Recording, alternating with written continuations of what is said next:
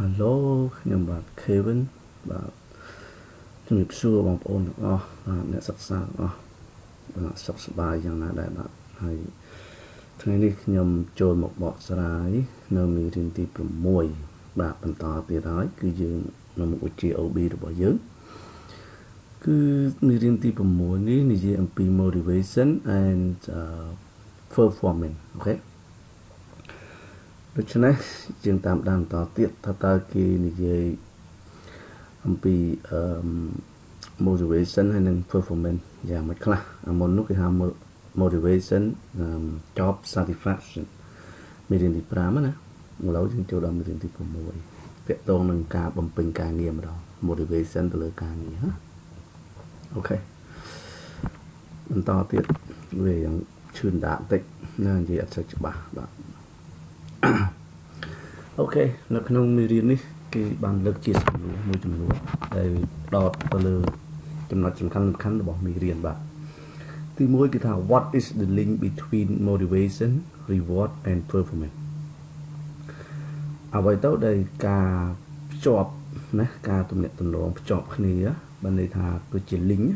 មានន័យថាអ្វីទៅគឺជាការផ្ទាត់ភ្ជាប់រវាង motivation reward ហើយនិង performance អូខេតើវាភ្ជាប់គ្នាយ៉ាងម៉េចមានទំនាក់ទំនងគ្នាពីណាទៅណាអូខេទី1សំណួរទី2 what are the essential okay essentials of performance management what is the essential of performance management ថាតើអ្វីទៅដែលជាសារៈសំខាន់នៃការរៀបចំនៅក្នុងការបំពេញការងារ how do job design influence motivation and performance តើការរចនាប័ទ្មការងារដែល influence ហ្នឹងតែន័យថាដែលឆ្លុះបញ្ចាំងពីឥទ្ធិពលនៃ motivation ហើយនឹងបង្កើនឥទ្ធិពលនឹង motivation ហើយនឹង performance យ៉ាងដូចម្តេចដែរ what are the motivational opportunity of the alternative work arrangement ថាតើអ្វីទៅដែលជាឱកាសនៅក្នុងការ motivate ឱកាសនៃការ motivate នៅក្នុងការរៀបចំការងារចា alternative ជំនួសហ្នឹងហើយអូខេចាប់ផ្ដើមចូលហើយ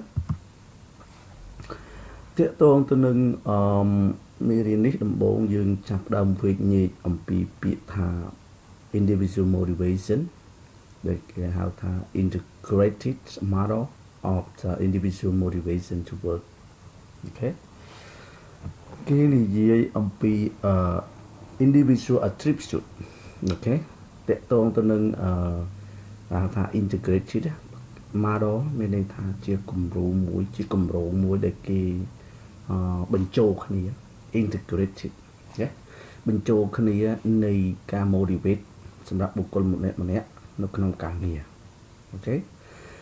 ដូច្នេះនៅក្នុងទីនេះគឺមានពាក្យថានិយមន័យនៃពាក្យ motivate យើងបានសិក្សានៅក្នុងមេរៀនទី5រួចហើយនឹងពាក្យថា individual attribute ហើយនឹង works effort ហើយនឹង organizational support ហើយនឹង performance level difficulty ណាចឹងគេថាកម្រិតណាកម្រិតដូចថាជា level 1 performance level difficulty លំបាកបើន័យថាជាកម្រិតមួយដ៏លំបាកមួយសម្រាប់នៅក្នុងការបំពេញកិច្ចការងារតម្រាំតែយើងបានទទួលនៅ job satisfaction ហើយយើងបាន motivation អូខេដូច្នេះនៃពាក្យថា individual attribute ស្អីទៅគេហៅថា individual attribute គឺជាលទ្ធភាពរបស់មនុស្សម្នាក់ដែលបំពេញកិច្ចការងារដែលយើងអាចធ្វើអ្វីបានយ៉ាងនេះយ៉ាងនោះដែលគេមើលឃើញអំពីអ្វីដែលយើងធ្វើទៅពិតបានចេញជាលទ្ធផលអានឹងគេហៅថា individual attribute ដល់ពេល work effort គឺសេចក្តីខំប្រឹងប្រែងដែលយើងព្យាយាមធ្វើនៅកិច្ចការងារហ្នឹងដើម្បីឲ្យបានសម្រេចអ្វីមួយអូខេគេជា work effort ណា work effort ហ្នឹងគឺជា willingness to do and dedicate to finish it something like that អានឹងហៅថា work effort organizational support ទន្ទឹមនឹងនោះយើងត្រូវមាន organizational support អូខេ បើសិនជាយើងអត់មាន organizational support ទេ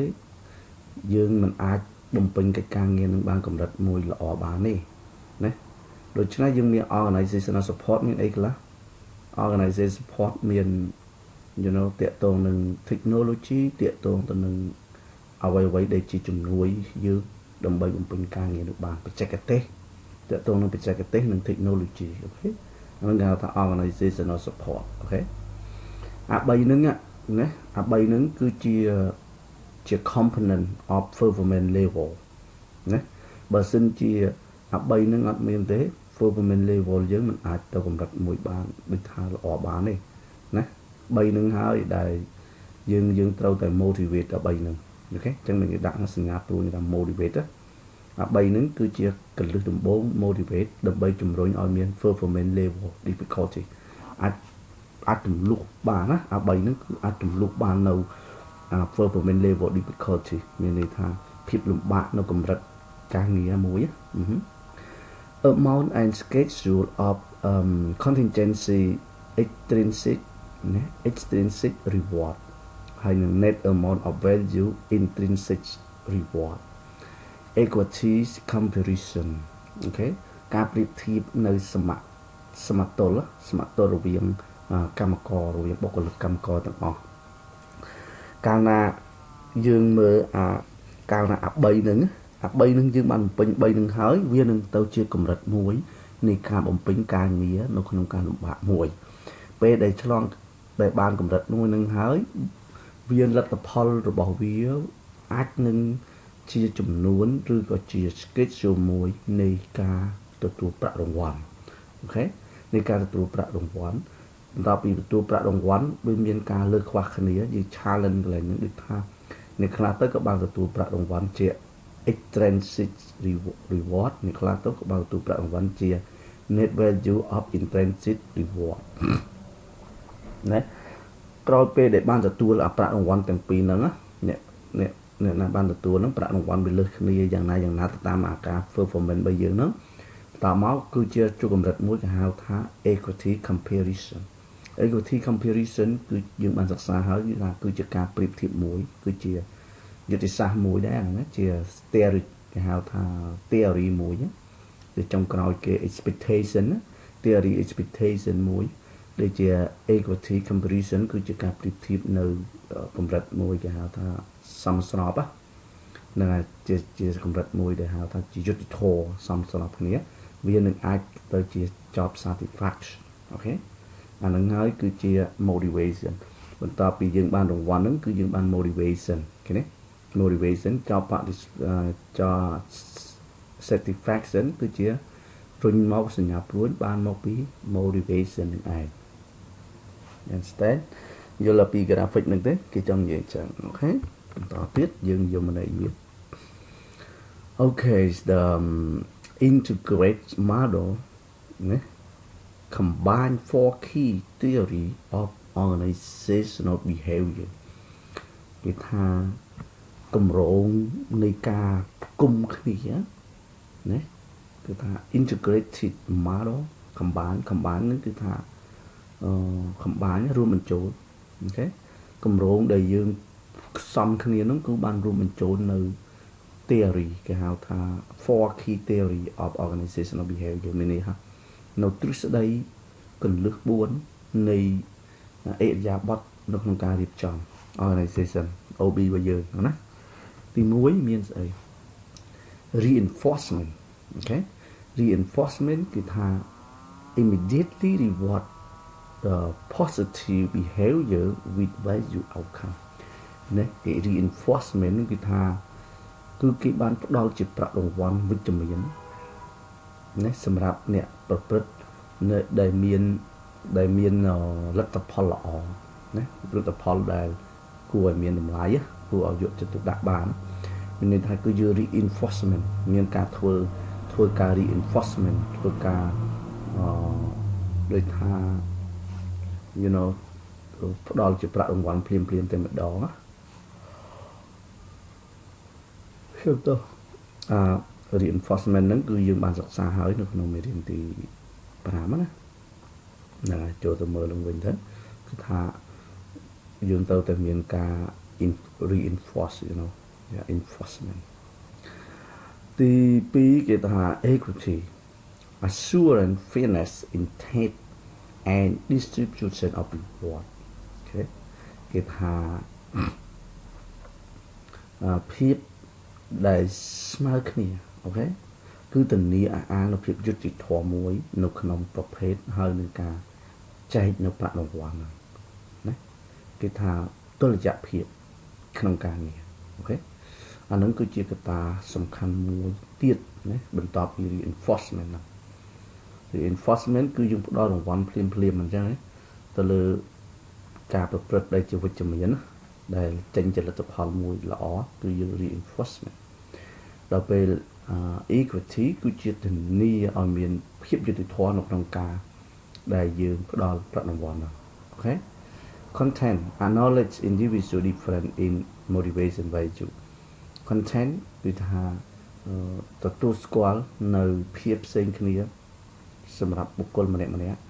ភាពផ្សេងគ្នារបស់មនុស្សម្នាក់នៅក្នុងតម្លៃនៃការ motivate នៅក្នុងការជំរុញលើកទឹកចិត្តព្រោះអីវាមិនអាចដូចគ្នាបានទេមនុស្សម្នាក់ដែលធ្វើកិច្ចការងារទៅតាម skill របស់យើងណាអ្នកខ្លះគេមាន skill ខាងនេះខាងនោះអញ្ចឹងដល់ពេលអញ្ចឹងយើងត្រូវទទួលស្គាល់នៅភាពផ្សេងគ្នារបស់បុគ្គលនោះ you know expectancy create linkage okay linkage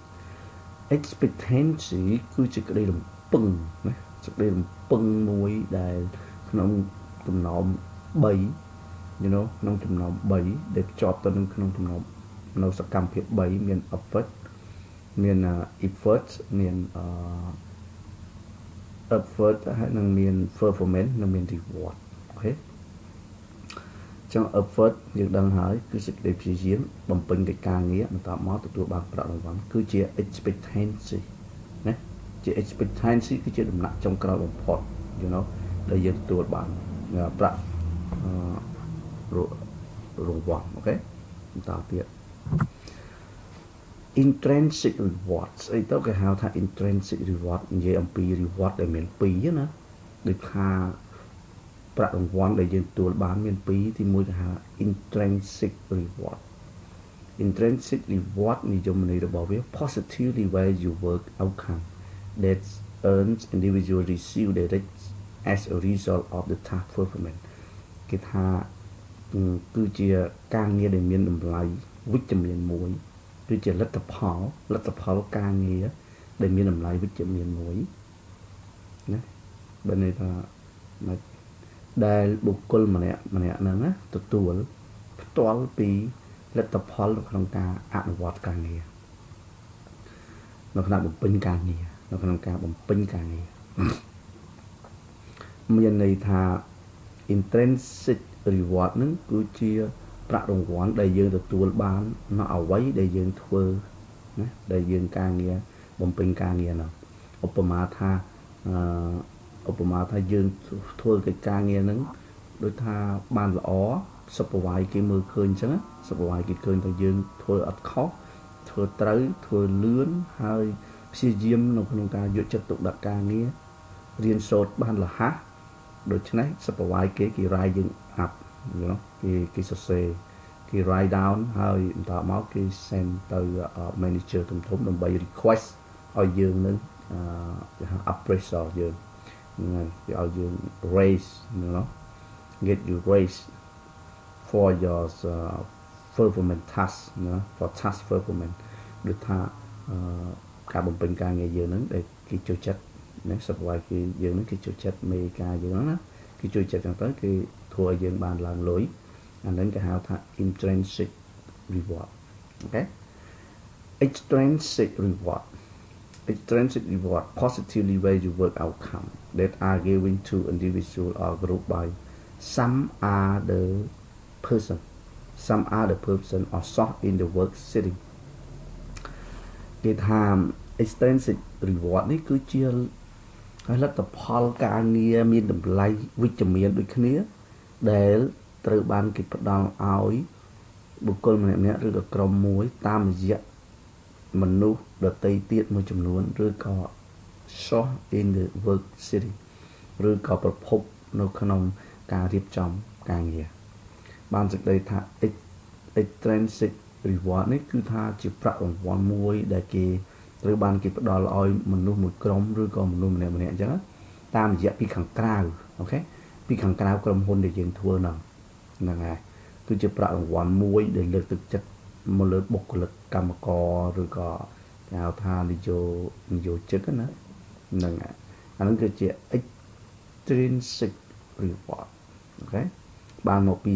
មជ្ឈដ្ឋានខាងក្រៅដែលគេពេញចិត្តយើងណាដែលគេដូចជាលុយធីបដូចជាលុយអីផ្សេងហ្នឹងអាហ្នឹងគឺជាហៅថា extrinsic reward អូខេបន្តទៀត pay for performance អូខេ pay for performance គឺថាគឺការ pay សម្រាប់ការធ្វើបំពេញការងារគឺគេផ្ដល់ឲ្យយើងដើម្បីនៅក្នុងការបំពេញការងារ one pay function while it can help organization attract and retain highly capable worker មានន័យថានៅក្នុងរោងចក្រឬក៏នៅក្នុងក្រុមហ៊ុនផ្សេងកន្លែងណាមួយចឹងអង្គការក្តីហ្នឹងគឺថាគេមានកម្រិតមួយគេហៅថា pay for performance គឺជាការបង់ថ្លៃសម្រាប់ការបំពេញការងារឧបមាថាពេលដែលយើងធ្វើ performance នេះគឺថា pay for performance contingency ឬក៏អាចប្រើពាក្យមួយទៀតថា performance contingency pay អូខេគឺថាគេដាក់ជាកម្រិតជាភាគរយឧបមាថាអ្នកឯងធ្វើបានបើសិនជាអ្នកឯងផលិតបានច្រើនអ្នកឯងទទួលបានច្រើនអូខេជា essence របស់ contingency pay you know គឺថាបើសិនជាអ្នកផលិតបានតិចនឹងគេផ្ដល់ឲ្យនឹងក៏បានតិចដែរទៅតាមភាគរយដែលយើងធ្វើឧបមាថាយើងធ្វើប្រចាំឆ្នាំយើងបាន bonus ចឹង bonus ហ្នឹងវាកើតឡើងនៅពេលដែល pay for performance ពេលដែលយើងបំពេញការងារបានល្អចង្វាយគេនោះគេឲ្យ bonus ឲ្យយើងណានៅក្នុងអំឡុងពេលមួយគេនឹងឲ្យ bonus ឲ្យយើងឲ្យ bonus ឲ្យយើងហើយ bonus ហ្នឹងគិតទៅតាមគេហៅថា performance contingency pay អូខេគឺយើងធ្វើបានតិចគេឲ្យកម្រិតតិចធ្វើបានច្រើនកម្រិតច្រើនទៅតាមអ្វីដែលយើង produce វាអូខេអូខេតទៀតគឺ pay can also help satisfy and motivate មានន័យថាការដែល pay ឲ្យហ្នឹងអ្នកការដែលយើងបង់ថ្លៃឲ្យហ្នឹងគេថាអាចជួយដូចថាបំពេញចិត្តហើយនឹងជំរុញលើកទឹកចិត្តបុគ្គលិកផងដែរដើម្បីធ្វើការងារ hard to work hard to achieve high performance ដើម្បីខំប្រឹងប្រែងធ្វើការងារដើម្បីទទួលបាននៅកិច្ចការងារនៅការបំពេញនៅការបំពេញមានកម្រិតខ្ពស់តម្រូវការ When something go wrong with pay negative effect on motivation perform may occur មានថានៅពេលដែលអ្វីមួយនឹងវា go wrong មានន័យថាវាខុស with pay ទៅនឹងការ pay ហ្នឹងណាអវិជ្ជមាននិងផលប៉ះពាល់ណា negative អវិជ្ជមាន effect នឹងប៉ះពាល់ដល់ការ motivation បំពេញការងារវាអាចនឹងកើតឡើង performance អាចកើតឡើងអូខេអញ្ចឹងគេចង់និយាយនៅក្នុងទីនេះគេចង់និយាយថាពេលដែលយើងធ្វើបំពេញកិច្ចការងារហ្នឹងវាបានតិចក៏យើងបានទទួលផលហ្នឹងវាតិចដែរតួការជំរុញលើកទឹកចិត្តហ្នឹងក៏វាតិចដែរបើសិនជាយើងបំពេញការងារហ្នឹងវាបានច្រើនផលិតរបស់បានច្រើនឧបមាថាយើងជាអ្នករត់ម៉ាស៊ីនម្នាក់អញ្ចឹងយើងផលិតថ្នាំនឹងបានច្រើនផលិតរបស់បានច្រើនរបស់អ្វីមួយយើងបានទទួលនៅ bonus ច្រើនដែលគេឲ្យយើងណាអាហ្នឹងគឺគិតទៅតាមនឹងក្នុងការរៀបចំការងារហ្នឹងណាបាទ merit pay ស្អីទៅគេហៅថា merit pay គឺជា compensation system that ties an individual salary or wage increase to measure of performance accomplishment during a specific time merit pay នេះវាស្តៀងនឹងperformance pay you know performance contingency pay ស្តៀងគ្នាអញ្ចឹង ក៏ប៉ុន្តែ merit pay នេះវាជាកម្រិតមួយដែលផ្សារភ្ជាប់ផ្ទាល់ដែលជា system មួយដែលភ្ជាប់ដែលចងភ្ជាប់ផ្ទាល់ទៅនឹងប្រាក់ខែរបស់យើងវា pay ផ្គួបផ្សំជាមួយប្រាក់ខែរបស់យើងដែល increase ទៅតាមការវាស់វែងនៅក្នុងការបំពេញការងារនៅក្នុងរយៈពេលជាក់លាក់ណាមួយអមកកម្រងមកគេការងារគេមាន6ខែអញ្ចឹងណា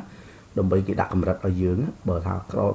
ប្រមាណថាឥឡូវនេះឯងចាប់ដើម start ពុបលៀងគេឲ្យឯងទៅថា20រៀល6ដល់10រៀលអញ្ចឹងដល់ពេលចាប់ដើមពី6ខែទៅអ្នកឯងនឹងបានឡើងគេវាស់វែងការងារឯងហើយគេធ្វើការ review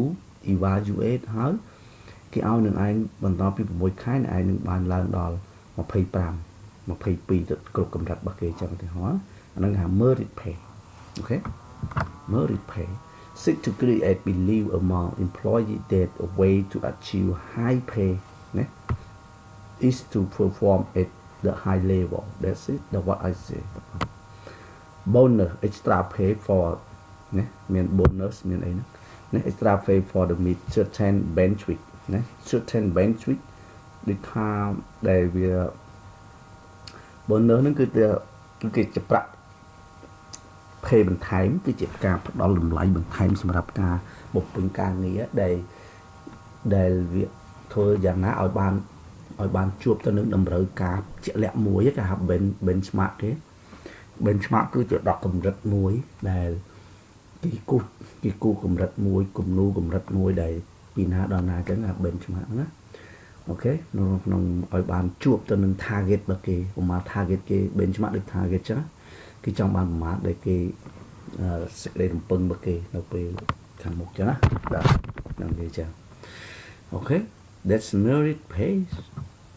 តមកទៀត gain sharing ស្អីទៅ gain sharing give worker the opportunity to earn more by receiving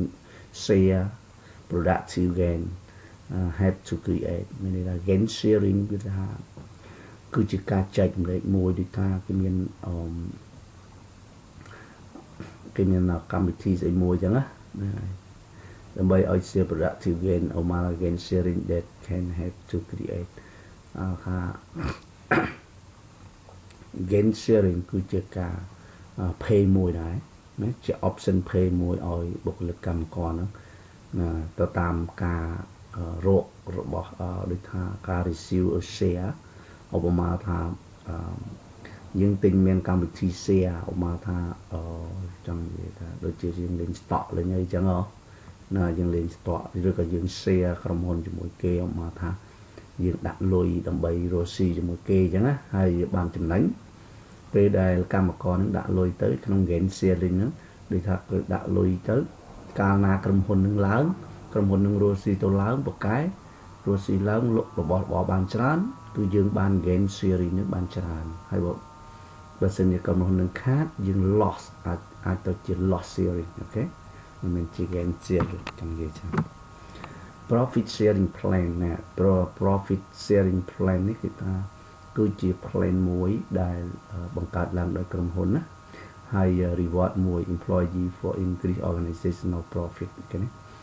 criticism organizational profit increase and decrease are not always direct result from the employee effort តើតើនឹង profit sharing plan នេះគឺมันពាក់ព័ន្ធទៅនឹង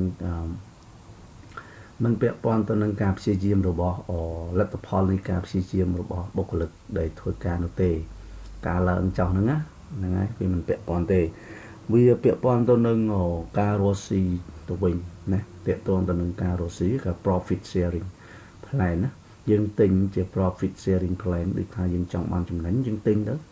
ហ្នឹងហើយគេមានរបស់គេដូចជាលេងនៅក្នុង profit sharing plan ហ្នឹងណាបាទអាហ្នឹងគឺជាអ្វីដែលទាក់ទងនឹងការ pay ហ្នឹងណាគឺគេ pay ឲ្យយើង profit sharing plan ដែលយើងទិញទៅបានចំណេញគេ pay ឲ្យយើងអូខេវាខុសគ្នានឹងកម្មាបាន profit ទាំងអស់គ្នាអា gain នោះគឺខាតហើយនឹងចំណេញនឹងខាតហើយនឹងចំណេញបាទខាតហើយនឹងចំណេញអានេះវាជា option plan មួយយើងទិញ plan ហ្នឹងឲ្យបានថា plan យើងបាន6ខែយើងទិញប៉ុណ្ណេះទៅប៉ុណ្ណេះទៅវាបានយ៉ាងម៉េចណាអូខេ stock option stock option នេះគឺ provide employee with opportunity to buy share of stock ឃើញទេ at the future date at the fixed price something like that ដូចថា stock គឺជា stock option ហ្នឹងគឺថាគឺជាកម្មវិធីមួយ you know គឺជាកម្មវិធីមួយជាគម្រោងមួយដែលគឺយើងទិញ share of stock ក្រុមហ៊ុនគេមានលក់ share លក់អីច្រើនណាយើងលក់ share ដើម្បីលេង share លេងអីអាហ្នឹងយើងរៀនពីតកតងនឹង financial តកតងនឹង financial យើងចេះអានឹងច្រើនអំពី share stock នឹងស្អីទៅហៅថា stock ស្អីទៅហៅថា bond ស្អីទៅហៅថា share holder អីចឹងណា accounting តកតងនឹងយើងក៏ដឹងខ្លះហ្នឹងដែរយើងក៏ដឹងថា stock option ហ្នឹងគឺថា provide employee with opportunity to buy share of stock គឺថាក្រុមហ៊ុនហ្នឹងគឺថាផ្ដល់ឱកាសឲ្យបុគ្គលិកផ្ដល់ឱកាសឲ្យបុគ្គលិកហ្នឹងទិញ share ណាទិញ stock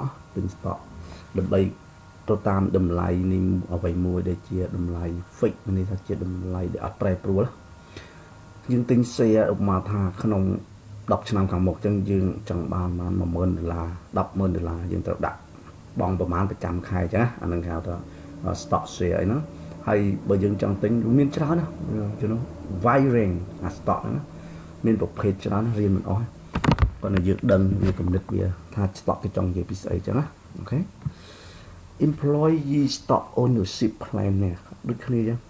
នេះវាជា plan employee ដែលជាយើងទិញជា ownership ហ្មងក៏បានដែរ company may give stock to employee allow stock to be purchased by them and price below market ណា